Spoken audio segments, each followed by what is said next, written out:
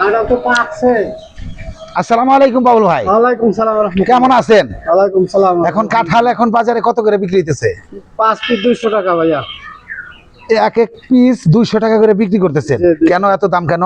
ওখানে লাল মাটির কাঁঠাল খুব সুস্বাদু, তো এই জন্য সবাই পছন্দনীয়।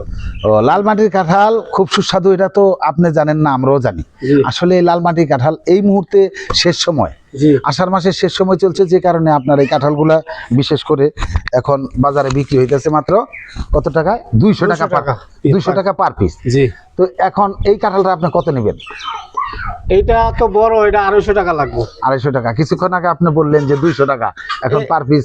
এই যে আইডিয়ালে 200 টাকা, আর এইটা তো বড়, এটা তো 250 টাকা। এটা 250 টাকা। হ্যাঁ, এক ঠিক একটা আছে, size আমি আছে। এই কাঁঠালটা যেদিন পাকবেও, জি। যেদিন টুকায় দেখবেন এটা পাকছে, ওই দিনকে আমার বাসায় পৌঁছায় দিবেন, আপনার জন্য আমি 250 টাকায় বরাদ্দ করবো।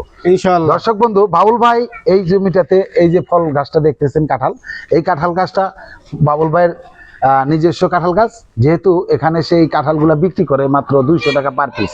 তা আমি এই বড় কাঁঠালটা ওনার সঙ্গে আমি কিনে রাখলাম আমার জন্য, পাকলে যেদিন পাকবে ওই দিন উনি আমার বাসায় পৌঁছে দেবেন। ভালো থাকবেন। আসসালামু আলাইকুম ওয়া রাহমাতুল্লাহ।